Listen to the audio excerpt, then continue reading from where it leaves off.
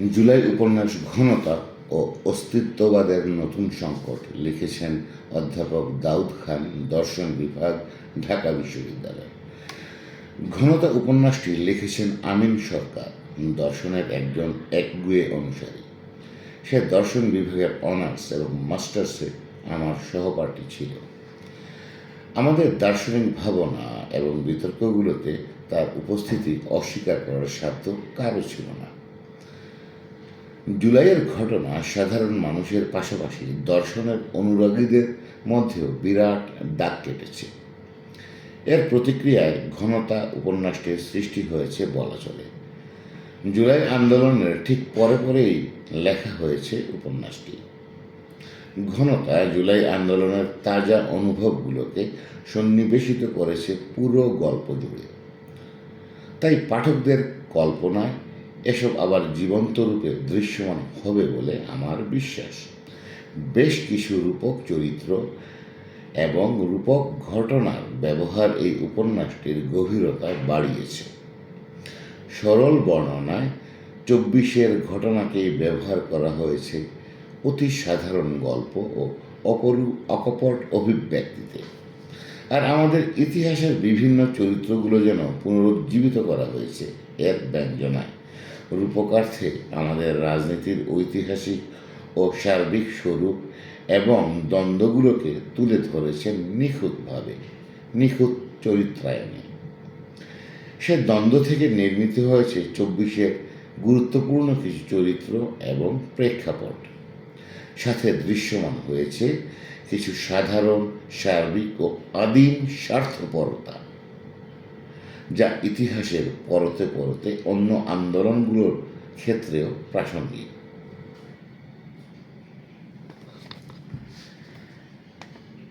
উপন্যাসের নির্মাণ অধ্যায়ে তার রূপায়ণ আমরা দেখতে পাই একটি অতি সাধারণ প্রেমের গল্পের রূপান্তর।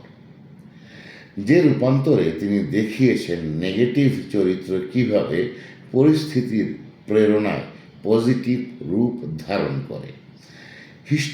হিস্টোরিওগ্রাফি বা সামাজিক বিজ্ঞান শাখার পারিভাষিক শব্দ পরিস্থিতির প্রেরণাকে সরাসরি ব্যবহার করে কিভাবে একটি আন্দোলনে একটি বিশেষ পর্যায়ে কোনো ব্যক্তির নিজস্ব প্রভাবকে ছাড়িয়ে শুধু পরিস্থিতি একটি নিয়ামক ভূমিকা পালন করে তা তিনি অত্যন্ত দক্ষতার সাথে নির্দেশ করতে সক্ষম হয়েছেন। পরিস্থিতির প্রেরণা দুই রকম হতে পারে। প্রথম, স্বতঃপ্রেরণা ও পরতঃপ্রেরণা। তিনি দেখিয়েছেন কিভাবে এ দুটোই সমানভাবে কাজ করে উৎকৃষ্ট গতি ও চূড়ান্ত পরিণতি তৈরি করেছে। প্রথম দিকের অধ্যায়গুলোতে তিনি আশ্রয় বাক্যগুলোকে উদ্ধর্তিত করেছেন, আর শেষের দিকে এসে সিদ্ধান্ত লিখেছেন। একটি শক্তিশালী গভীর প্রবাহ এর মাঝে ছিল। ত্যক্ত বিরক্ত ওভার কমেন্সেটেড পাঠচক্র সংস্পর্শ থেকে তৈরি হওয়া একটি শক্তিশালী চিন্তাধারা সবসময় ক্যাম্পাস সংস্কৃতির সিস্টেমেটিক বিলুপ্তি চেয়েছিল। এ আন্দোলনে প্রত্যেকের মনের গভীরে জমে থাকা অনুভূতিগুলোর মাত্রাগত ভিন্নতা রয়েছে। নদীর প্রবাহে যেমন গভীরতার স্তরগত ভিন্নতা রয়েছে। আমার আগ্রহের বিষয়টি অবশ্য ভিন্ন।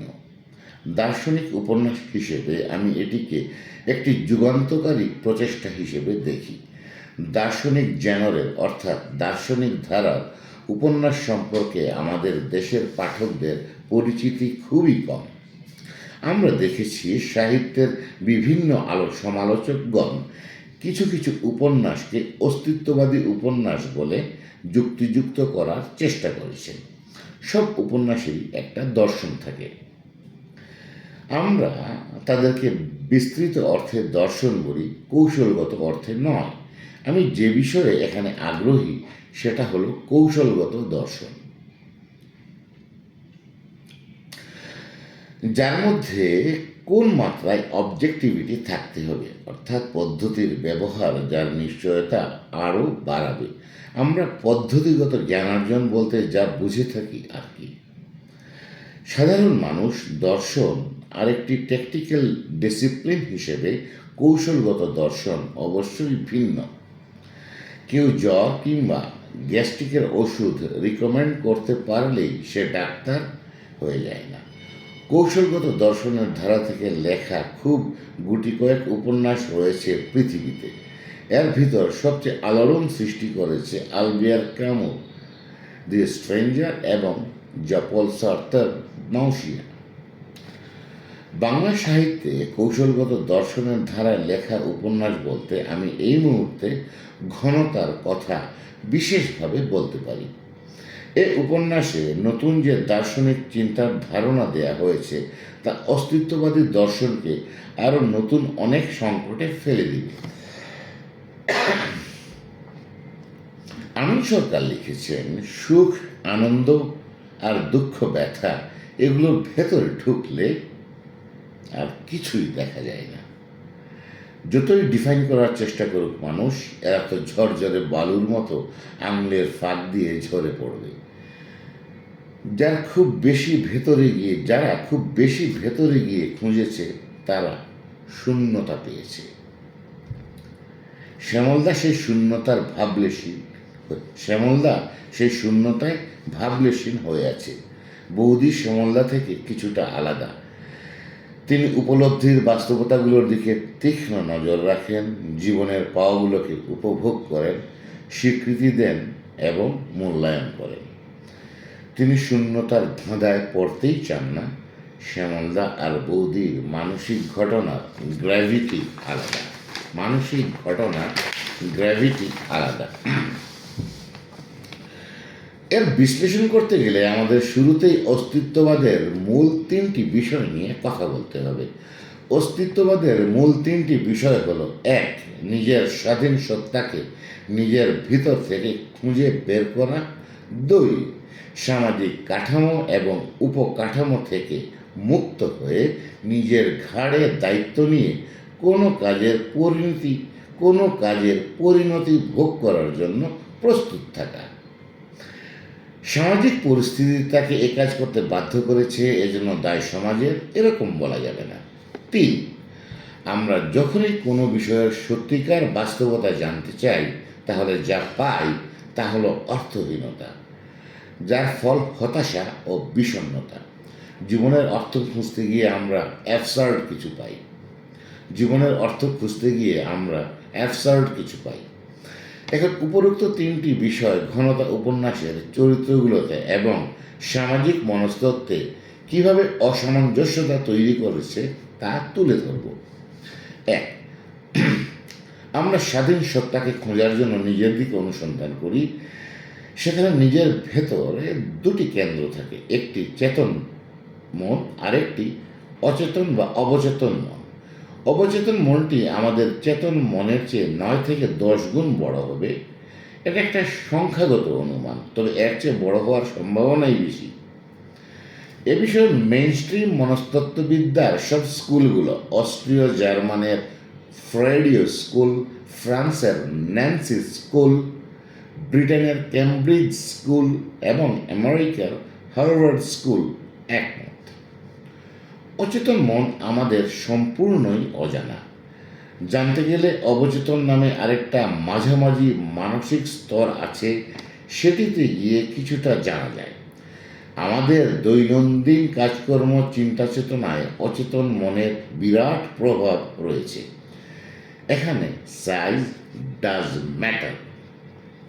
তার বিশাল অস্তিত্বের কারণে তার প্রভাব এই ছোট চেতন মনটুকুর উপর অনিবার্য। রাস্তাঘাটে আপনি যে অন্য অনেক কিছু ভেবেও সঠিক গন্তব্যের দিকে পা চালান, সেটা অচেতন মনের কাজ। তার কাজে ভুল কম হয়। অচেতন মনের গ্র্যাভিটি চেতন মন থেকে অনেক বেশি, এটা বলাই চলে। কুকুর লেজ নাড়াতে পারে, লেজ কুকুরকে নাড়াতে পারে। আমরা লেজকে বেশি অ্যাক্টিভ দেখি বলে এই ভুল করার উপায় নাই যে কুকুরের কোনো ভূমিকা নেই। তাহলে ব্যক্তির নিজস্ব বিশুদ্ধ স্বাধীন সত্তাকে খুঁজে পাওয়ার কাজটি অনেক কঠিন হবে। আবার অস্তিত্ববাদী দর্শনের ধারাটি এসেছে ইন্টেনশন। এটি বেন্টানোর দর্শনের কেন্দ্রীয় ধারণা, যা দ্বারা বোঝায় আমাদের চেতনা মূলত কোনো বস্তুর প্রতি চেতনা। বস্তু ছাড়া চেতনার তেমন কোনো অর্থ বা অস্তিত্ব নেই। অর্থাৎ ইন্টেনশন থেকে যেটি চেতন মনকে নির্দেশ করে, তাহলে আমাদের মনের যে বড় অচেতন অংশটি এর সাথে জড়িয়ে আছে এবং তার বিশাল অস্তিত্ব এবং তার গ্র্যাভিটি আমাদের চেতন মনকে কতটুকু নিয়ন্ত্রণ করছে তা না জেনে চেতন মনের বিশুদ্ধ অস্তিত্ব কিভাবে পাওয়া যেতে পারে। আমরা প্রতিনিয়ত আমাদের অচেতন মনকে নির্মাণ করে চলেছি। মানব শিশু হয়ে জন্মানোর পর থেকেই আমাদের ইন্দ্রিয়গুলোর প্রতিটি শিক্ষা একটা ছাপ অচেতন মনে পড়ে থাকে, যে ছাপটি পরবর্তীতে আবার একই পরিস্থিতির মুখোমুখি হলে আমাদের কার্যাবলীকে নিয়ন্ত্রণ করতে চায়। আমরা কি আসলে স্বাধীন সিদ্ধান্ত নিতে পারি, নাকি আমাদের অচেতন মন নিয়ন্ত্রণ করে? সমাজের ভিন্ন স্তরের দুজন মানুষের মানুষের মনে কোনো একটি নির্দিষ্ট মানসিক ঘটনা সমান ছাপ ফেলতে পারে না। অপমান ধনী আর গরিবের মনে সমান ক্ষত তৈরি করে না। অপমানের ছাপ দুটি মনে ভিন্ন ভিন্ন হবে। অপমানের ভয় দুজনের ভিন্ন ভিন্ন হবে। পরবর্তীতে কোনো কাজ করার সিদ্ধান্তে এটি তাদেরকে ভিন্ন মাত্রার প্রেরণা যোগাবে, কারণ দুজনের অচেতন মনের নির্মাণ ভিন্ন রকম হয়েছে।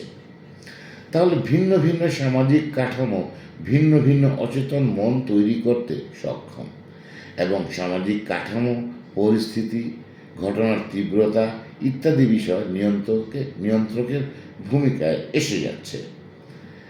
2. ইমেল ডুরখেইম ও অন্যান্য পজিটিভিস্ট যারা দৃশ্যমান সামাজিক উপাত্ত দিয়ে সামাজিক ঘটনা বা সোশ্যাল ফ্যাক্টকে ব্যাখ্যা করেন, তাদেরকে দৃষ্টবাদী বলা হয়। দেখিয়েছেন মানুষের কাজগুলো সামাজিক কাঠামোর দ্বারা নিয়ন্ত্রিত। দৃষ্টবাদ মানে ভাগ্যের উপর নির্ভর না। এখানে ব্যক্তির দায় কম। অস্তিত্ববাদী দার্শনিক ব্যক্তির দায়কে প্রতিষ্ঠা করার জন্য যুক্তি দিয়েছেন। ব্যক্তির অপরাধের দায় তার নিজের, কারণ তার স্বাধীন সত্তা সিদ্ধান্ত নিয়েছে। ব্যক্তি তার কতটুকু স্বাধীন সত্তা খুঁজে পেতে সক্ষম তা আমরা উপরের বক্তব্য থেকে বুঝেছি। আমিন সরকারের সামাজিক ঘটনা বা সোশ্যাল ফ্যাক্ট এর বদলে নতুন ধারণা সাইকোলজিক্যাল ফ্যাক্টের উপস্থাপন অস্তিত্ববাদী যুক্তির ভিত্তিকে আরও কাহিল করে দিয়েছে। এই লাইনটা আবার বলি। আমিন সরকারের সামাজিক ঘটনা বা সোশ্যাল ফ্যাক্টের বদলে নতুন ধারণা সাইকোলজিক্যাল ফ্যাক্টের উপস্থাপন অস্তিত্ববাদী যুক্তির ভিত্তিকে আরও কাহিল করে দিয়েছে। দেখি কপালের একটা বিষয় আছে। ধন্যবাদ শিখু।